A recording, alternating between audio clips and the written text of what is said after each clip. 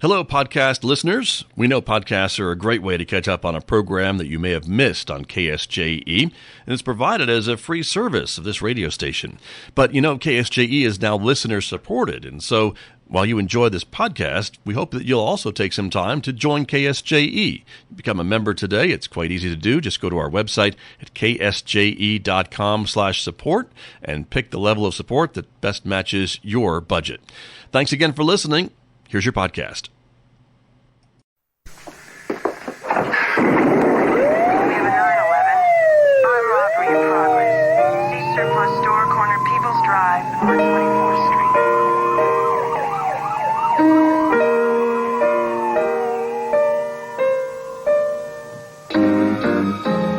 Hi, welcome to Cop Shop.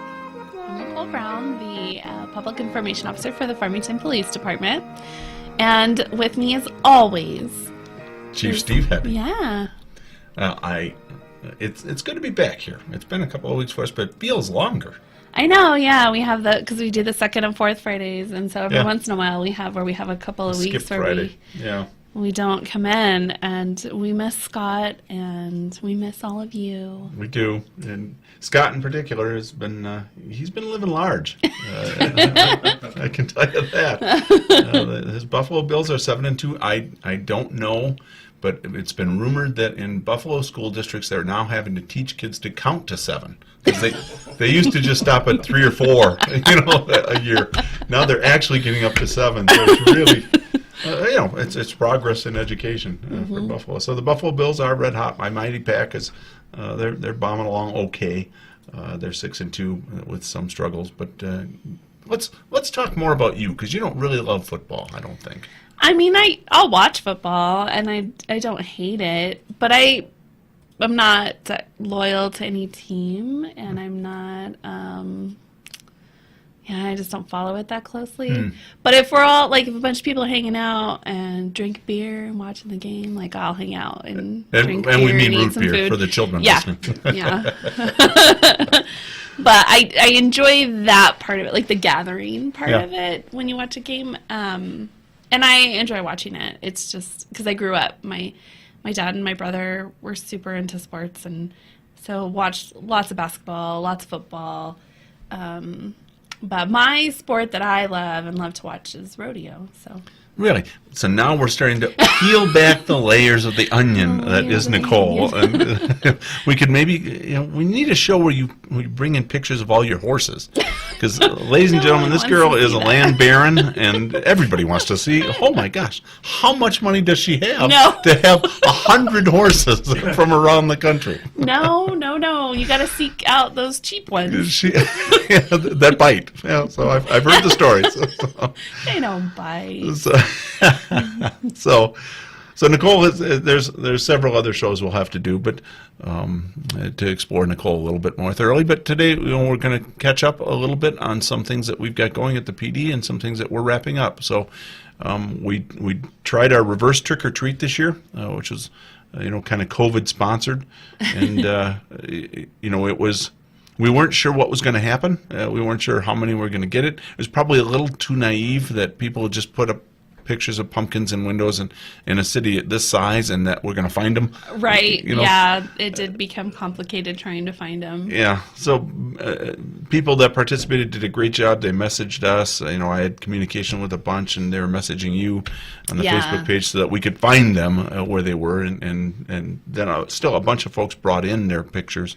Which was great. I'm glad that I kind of thought of that loophole, that if they thought that they missed or that we missed them, to come into the department and we would, get them there in the lobby and get them a treat bag. But it was super fun, and it was refreshing on my end to, get those lovely messages of people sending in their pictures and talking about how excited their kids were, and instead of people complaining.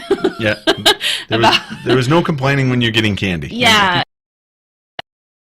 And so it was so happy interactions with people over our Facebook page, and so that was really refreshing. And then it was just fun to see how excited the kids were, and bring a little bit of sunshine into the weird strange Halloween.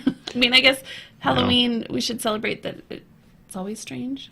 That's It's right. just not the kind of strange we would pick, I guess. No, and with school, except for the younger kids, with school not in session and sports delayed, and and I'm actually getting emails on sports right now. I reffed basketball last year, and there's no basketball right now. They're talking about starting it again in January, and so I'm getting registered for that, but who knows if it really comes off.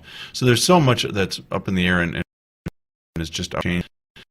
Going to and I delivered some of those, and seeing how happy they were and excited that the officer was there. It turned out to be really great, but it was like 1,500 bags plus that we handed out. Yeah, I made a lot of bags. So that's I wrote stunning. Happy really. Halloween from FPD 1,500 times. So by the end, it was HHFPD. And when I started, I was like, well, we need something on the bag so that people know that, who it's from. It's not just some random bag of candy on their doorstep. And so I started by writing, and then once I, got further into it, I realized this was a bad mistake. Halloween is a long word. Well, and once I did a few, then I had to do them all. And the officers kept calling and saying, we need more bags. And I was like, oh my God, okay, I have 200 more. I'll bring them to you. And so it was, I wished I'd had like the foresight to like buy a stamp or something to make that quicker. And because that was the longest part. Other than, putting all the goodies in the bag was pretty fast and easy to do. And so that was fun. But writing, I went through 7 Sharpies, like ran them out of ink. I don't know if I've ever done that. So. I thought I was going to do it with all the autographs I give out, but it really hasn't worked out. I felt like a celebrity. Like I could do it so fast. Yep. I was like, man, this must how they feel when they're doing book signings or whatever they do. And so Scott actually has a picture up of one that I took, and it was like that all over the place. Obviously, those kids were a little older and definitely artsy, because those are neat. But even the little kids were just scribbling and looked like they'd had fun. And so it was a lot of work. It was more than I think I thought it would be. It seemed like a simple idea, but Nicole did a great job. The officers did a great job. Parents bringing their kids in, so it was fun, and I thought that we did something for our community that at a time where we kind of needed it. So yeah, and it was funny. I was loading, I was making the bags at home because it was just easier, and I could do it in my sweatpants. So I was, making the bags at home and then loading them up in the car. And so I'm loading bags up in the car, and my daughter, my 14-year-old daughter, was like, I feel like we're in The Nightmare Before Christmas. Like we're making little Halloween presents for everyone. And I was like, no, that's absolutely how this feels. This is great. Well, the family that packs candy together stays together. No, it was fun. All the kids helped, and it was a good time. So that was a good one. I know that there was some chatter on our Facebook page. We should do this year round for other holidays and stuff. And I think we might go a little slow on expanding that to something more. Well, and if we do something, it was a great learning experience, because if we want to do something similar again, I kind of now know how to plan ahead, because we just, a few days before Halloween, we're like, hey, let's try this out. Right. And ran out of all of our coloring books, all of our piggy keychains. So I'm having to reorder all of that stuff and get us back in stock. And, like the stamp would have been a great idea. So things like that I will think about in the future if we ever do anything. Well, and the surprising thing when we started this, and I had approached Nicole with, hey, let's steal Burbank, California's idea, and let's do this.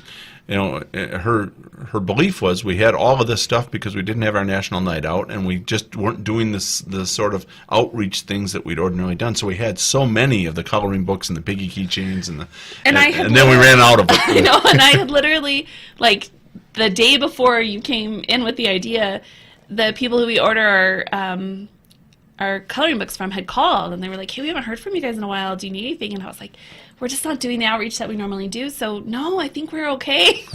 And I was really kicking myself as I started to run out of coloring books. I was like, I need more. I should have told Lorena yes. So we learned stuff ourselves. Yeah.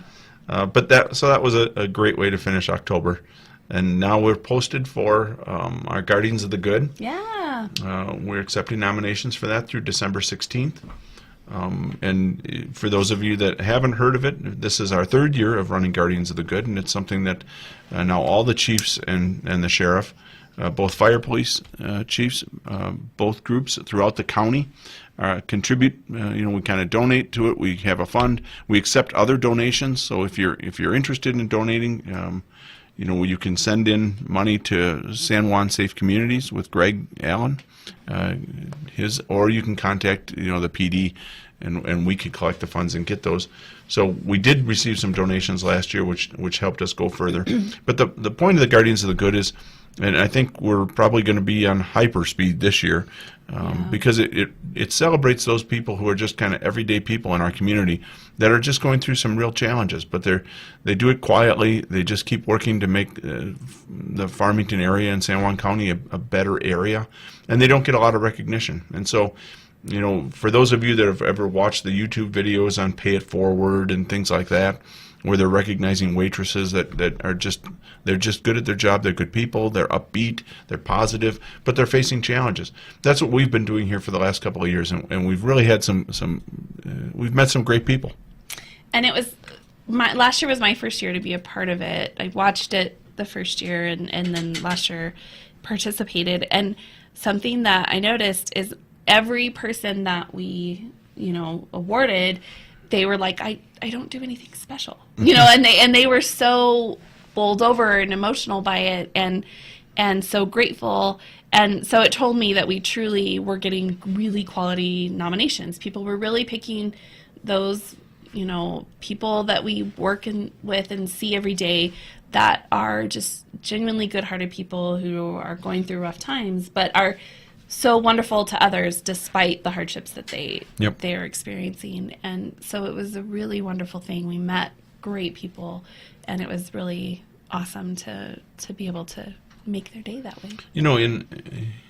In our country right now, the word humility doesn't come into play very often, but that really was the way you described so many of the people that we recognized over the last couple of years. They were just humble people. They didn't really see themselves as special, and yet somebody else had nominated them because of how much of an impact they had made, and not just their lives, but on others around them. And these people, were humble enough they didn't even really recognize it as special. Yeah, and most of them had several nominations. Yeah. So they were really making an impact. And they were humble is the perfect description. They just were good people. So we've had some really good sponsors that have helped us too. Zymes Ford for 2 years in a row. In the course of the nominations, there were people that had her car wrecked while she was driving her husband to his dialysis. It hit a deer. So she was up against it. And then we had somebody else last year, a younger girl who's taking care of one of her sisters, has kind of adopted one of her sisters to look after. And so Zymes Ford stepped in and helped us out with a couple of cars. Target has helped us out and donated hundreds of dollars. Mm-hmm. I think it was Realty Pros last year gave us a bunch of money too. Mm-hmm. So we know that there's a lot of different charities right now, and as you move towards Christmas, everybody's competing for those funds. We're just kind of a one-off. We're just kind of a smaller, quieter one. But in policing and then in firing, in the fire business, you see so many negative things, and you experience people either at their worst, or you experience the worst people. Mm-hmm. And this is a chance for us to go out, because we also do see so many good people that dive in and help make Farmington and San Juan County a great place to live. And so I've really enjoyed it the last couple of years and getting to see some of those people. And so if you want to contribute to us, we're definitely interested in it. Otherwise, if you just want to nominate somebody who's deserving of it, we want to hear somebody like that. It doesn't have to be a spectacular story. It has to be a story of somebody who's positive, keeps a positive attitude, and really makes a difference in our community. Mm-hmm.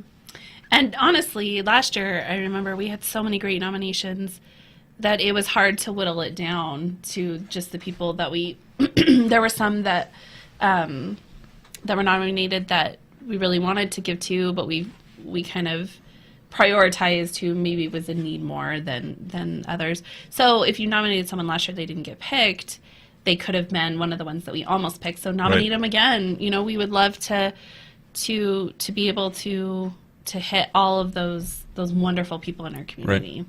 And it is something. Oh my gosh, I just lost my train of thought. I do this all the time on the show. I looked, you know what did it?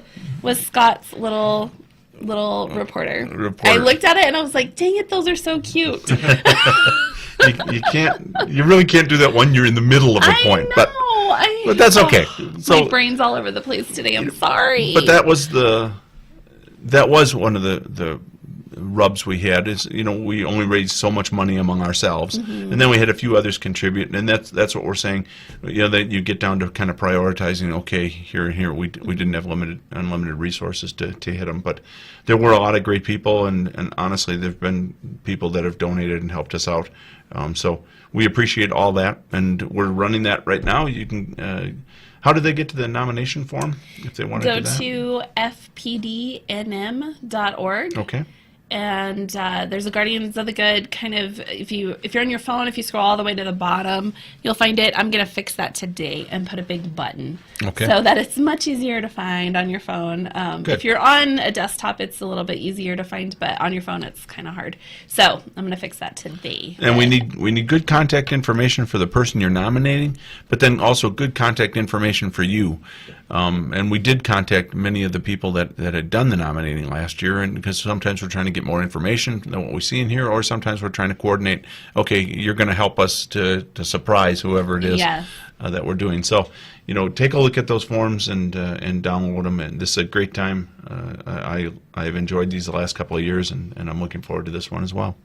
And I love that we do it over the holidays because it just kind of gives that little bit of extra feeling to the holidays for me anyway. Yeah, me too. It is a good time.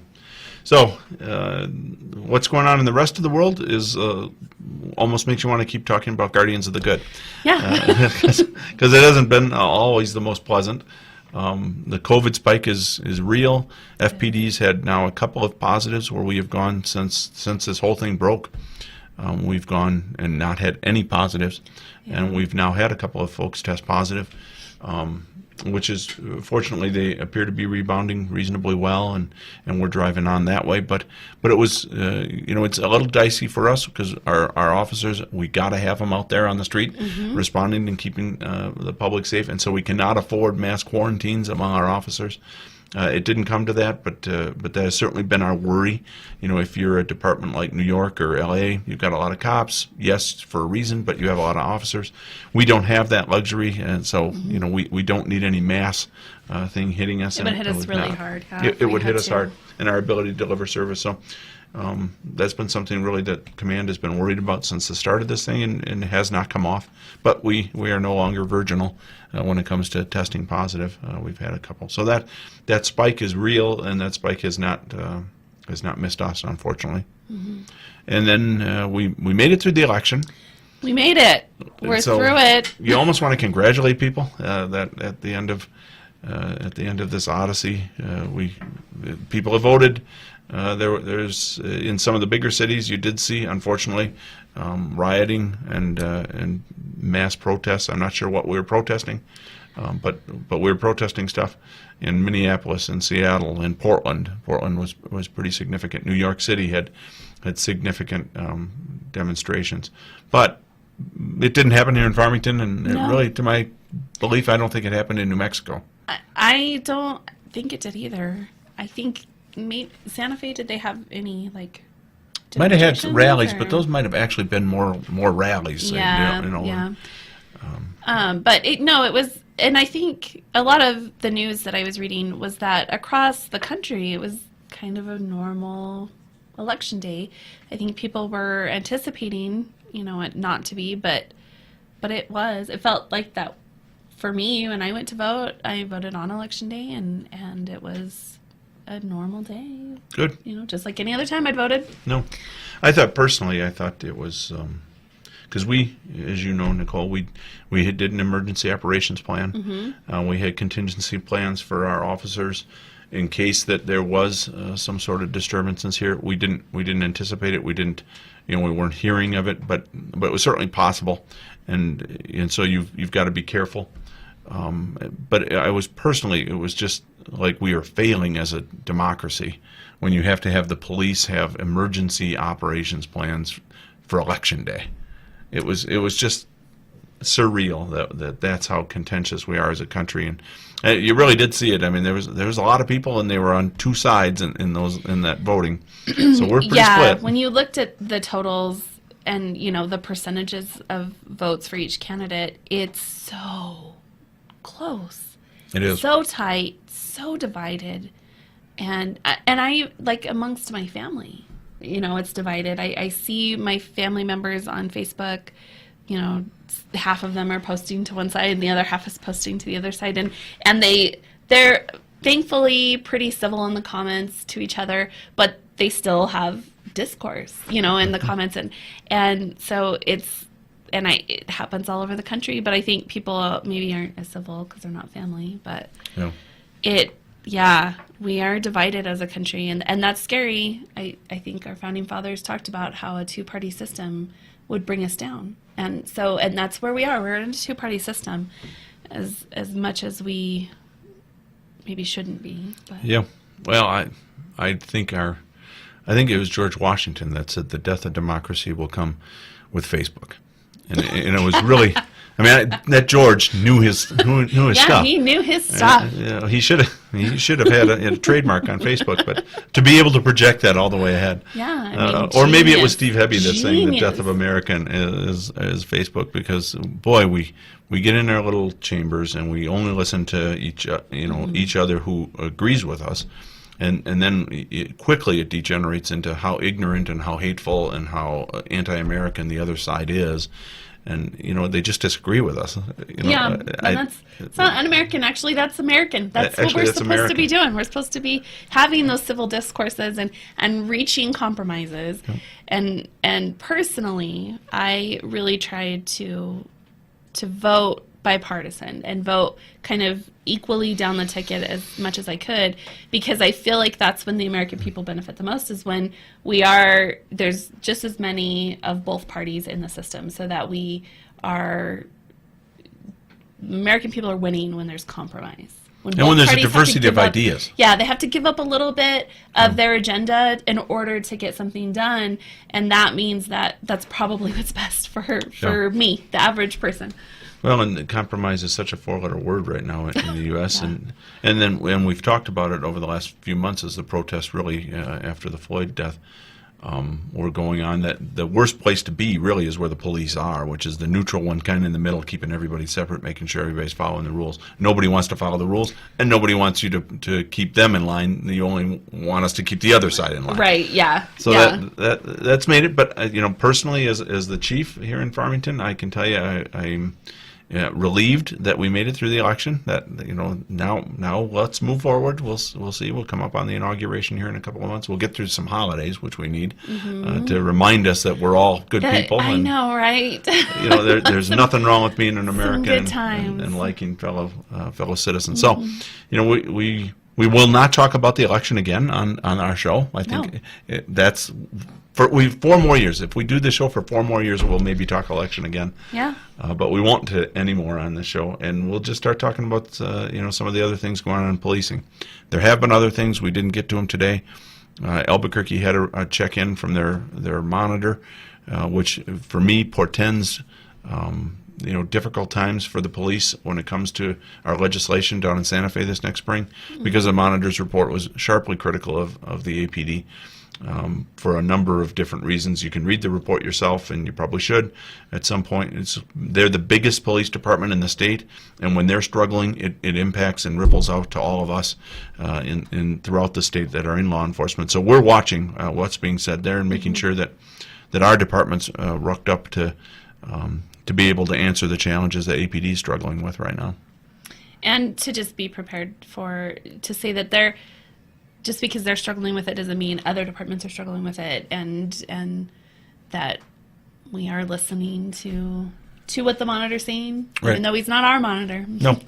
But you can learn things. What's the new standard for policing? We've done that all along with these consent decrees, and perhaps under a Biden administration, you're going to see consent decrees coming back. They've been relatively absent for the last 4 years, and they're not all bad. I don't love them, and I certainly wouldn't want to be under one. I wouldn't have wanted to earn being under one either. But you do get a kind of a sense of what does the federal government want to see out of policing, and so there's some standards, and so that's why we've always watched them and tried to learn from them so that we're ahead of the curve. So that'll be a conversation for another day. For the next episode, maybe. And in the meantime, let's wish Scott all the best for the Buffalo Bills. I know. Yay. And we will promise pictures of Nicole on her horses. That'll be another whole You episode. promise that. I don't promise that. And sometimes promises sound like orders. I mean, it's totally that way. But thank you for tuning in this week, and we will see you here again right now on the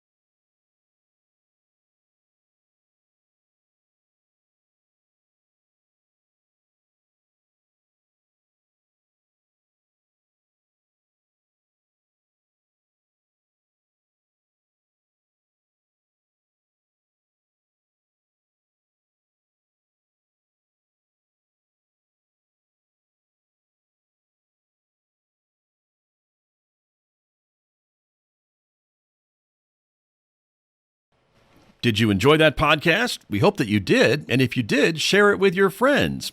And if you really want to keep podcasts like this coming, please support KSJE. You can do it easily online at ksje.com.